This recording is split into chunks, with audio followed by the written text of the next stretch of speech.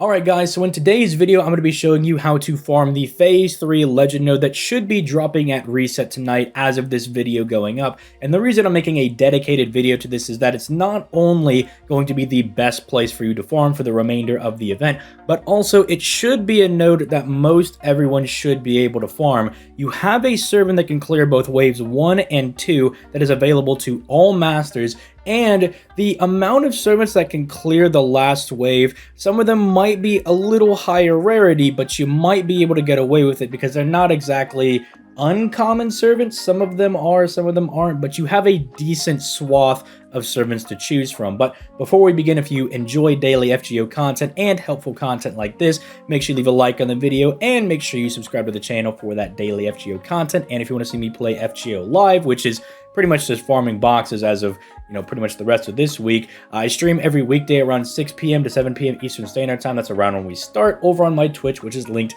down in the description down below. But with that being said, let's get right into this. So first off, we have to talk about the first two battles here on this Legend node. Now, what are we going to use to clear both of these? Well, there's a few different ways that we can tackle this. The main servant we're going to be looking at is going to be Medea. She is going to be absolutely killer for this node because she is going to kill both the first big Berserker and the second one. Now, there are two ways to go about this. More ideally, you would have double Castoria. Double Castoria is going to open up your options for the last node, but you can do this with a free-to-play waiver. It just will make your options a little more tight. But essentially what you're going to do, and I will just basically pull up a basic team comp that I have pulled up getting ready for this node when it drops.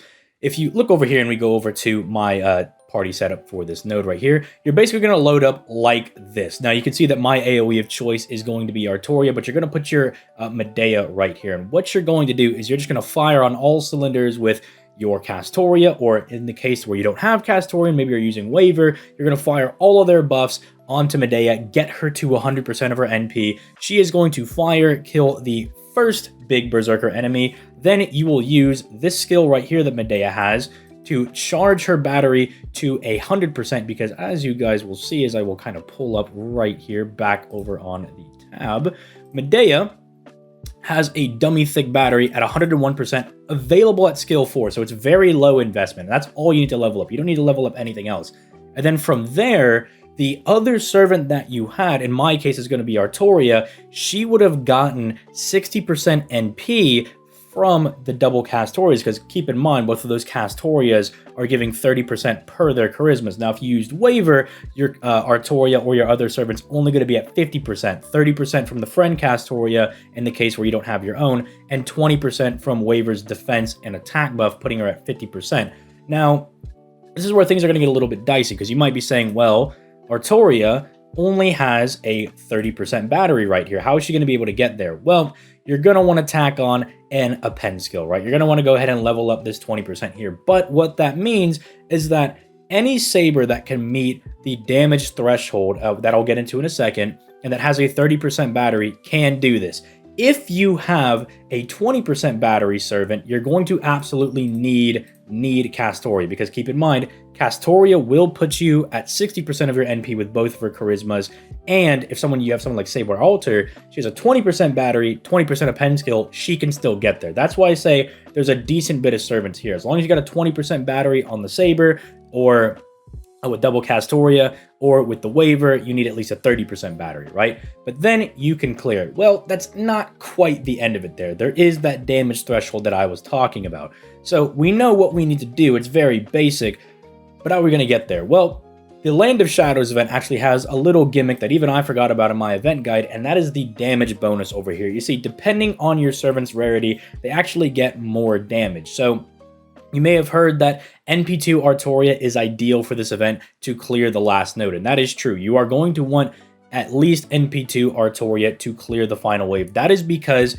if you're going to be using a servant that is super effective, and because the last node is double Lancers, that means you're going to have to use either a Saber or a Berserker. You're going to want to hit the threshold of 46,000 damage if you're going to be using a 5-star servant. Now, I will leave this in the pinned comment down below. This is the new FGO damage chart that the wiki links to and everything, but I know a lot of people ask for it. I will link it in the description down below, and you can kind of sort through all the different servants and see what is going to be good for you. But pretty much some of the only servants that are going to fit that, like at lower rarities or lower NP level investments, is going to be someone like Artoria over here, because unfortunately we don't have someone like Ibuki in the game yet. And then, you know, Altera doesn't have a battery because she can almost get there. Well, I mean, she's at 43, but, you know, you could do some face cards even if you had her at NP5, but unfortunately, no battery, right? She's not going to be able to do it. Mordred is going to be missing out on it quite significantly. She's going to be leaving out a lot of damage. You can use her if you got her at these higher NP levels. Same for Arthur, but keep in mind, you're going to be very reliant on doing Brave Chains for that. However, as you guys can see right here, 4 stars get a little bit more damage than 5 stars do. So how does that change the damage threshold? Well, if you're going to use somebody like Saber Alter, who has been in the game since day 1, and if you're really lucky and have been getting a lot of copies of her, you're only going to need about NP4 to reliably clear with Saber Alter, because the 4-star threshold is actually 40k. It's around 40k to consistently clear with that. So unfortunately, that does kill off someone like NP5 Gawain. Gawain is going to be very similar to like your Mordreds, right? Where you can use him to do it, but you're going to be very, like, you need him to be NP5, and you're going to really want to lean into those face cards to, you know, reliably farm. Now, you could also try to go into Berserkers, and I think one of the most popular ones is going to be Arjuna Alter. Although, if we go over and we look at Arjuna Alter, where's my boy at? There he is.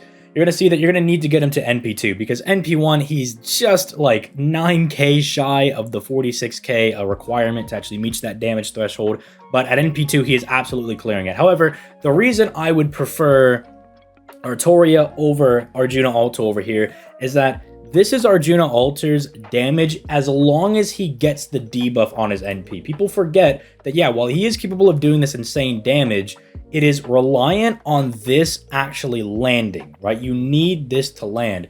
And the servants on the end board here do have a chance of causing you to whiff that because, well, they have magic resistance. And magic resistance is going to go against Arjuna Alter's, you know, debuff that he's trying to apply to them. You know, Skahawk has a 1 in 5 chance of evading it. Canis, I'm not that great at math that I could tell you what a 15% is, but someone in the comments will call me a dummy and let you know. So that's why Arjuna Alter definitely can clear it, but you'll actually see that some people recommend you go NP3 Arjuna Alter to make up for the fact that you might miss out on that debuff. That's why personally, I'm going to be going with Artoria over here, because Artoria is not reliant on debuffing anybody. You just need to go attack buff, buster buff, and you're good, right? And then the 2 attack buffs that she's going to be getting from Castoria or from Waver, if you're going to go that route, are going to be just enough for her. And that's kind of also the ideal thing as well here, because if you don't, you know, if you're going to be using like a buster servant, you can dedicate all of the damage, like the arts buffs and everything, to Medea to make sure that she reliably clears both of those. But I hope this has helped a lot of you guys out. If you have any other questions, again, I do stream every single weekday. There's also my Discord, which is linked down in the description down below as well. If you have any questions and, you know, I'm not available to answer them, maybe I don't catch your question on stream, or, you know, maybe I'm busy doing something in the Discord, we have plenty of people in the Discord that can also help you out. There are a ton of people that are like ironing out their own farming setups for this event and just going over everything that they're going to be doing. So maybe you can't do it in 3 turns, but maybe you can do it in 4, at which point it's still worth doing, right? Because this node is so much significantly better, because not only are you just, you know, not just only getting the Lotto stuff, but you're getting the Lotto stuff on top of all the currency. Keep in mind, even if you finish out the shop, you can exchange the gold coins for even more QP. And I know 90% of you guys still need more QP. So this is going to be like the best node for you to farm. And considering that Medea can get you there, she can take out 2 of the nodes for you, and you don't even need double Castoria to do it. You can do it with the free-to-play waiver, which is why picking that waiver for scenarios like this is an absolute killer. That's why, you know, people were like, oh, maybe I'll pick like Ku Alter or Mordred. I'm like, dog, it's going to bite you in the behind for situations like this when you really need that 50%. Now, I'm not exactly sure if Reigns can do it. Reigns gives you an attack buff and 50%, but I haven't seen anybody do it with Reigns. So maybe you got lucky and maybe you got Reigns. Keep in mind, you will need to upgrade her 3rd skill to make sure you're getting that 50% battery. Still, same thing would apply, though, is that you would dump all of those buffs into, what's her name? Medea. The only problem is that you would be 10% short on your main farmer person, so you might want to get someone with a thicker battery or something. And unfortunately, we don't have Ibuki yet, who has a 50% battery. So You could try to do it with Rains. That might be more of like a 4-turn solution, maybe something along those lines. Not exactly sure. I haven't really seen anybody try out with Rains, but if you're wondering why that's a problem, it's Rains' first skill gives 10% to the entire party, but her second and third skill are targetable. So you could still get through waves 1 and 2, no problem. It would just be wave 3 where you might need to like get lucky with an arts card or something for your main person that's going to, finish off the last node for you. So let me know all your thoughts in the comments down below. Let me know if this was helpful. Again, Discord is down in the description down below. My stream is down in the description down below. I stream every weekday. If you guys need any help, try to be there, try to be available. But if I'm not there, again, huge community in the Discord. Everyone's dropping their own team comps and everything. I showed you guys an example of what mine is looking like. Don't worry about the last two guys. The last two guys, I mean, I'll just show mine again real quick. If I pull this, if I pull this up real quick. If you see the black here, this is just I'm just running low rarities. That way I could hold one of each event CE. This is kind of also for maximum farming as well. So let's say you could do a similar setup. Let's say you can do this exact same setup, but you only have Altera. But let's also say that maybe you have a maximum broken black grail, right? Maybe you have a maximum broken black grail. You could slap on your own Altera or something. And this is how you got to do it. If you're going to be farming, you're going to be spending apples in a large quantity, it is more effective to get as many 3 turns in as possible over trying to do max farming and you're doing 6-turn farms and stuff like that, right? You got to kind of balance that stuff out. So if this is what you're able to do, don't fret. 5 CEs is still really, really good.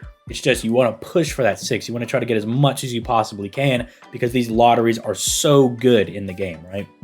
It's such a good opportunity to get so many valuable materials, QP, mana prisms, EXP cards, etc. But all right, with all that being said, I hope this was helpful. I'm throwing this out there to try to, help people out. But with that being said, you guys have yourselves a nice day and good luck with the farming. Peace. Play, guys.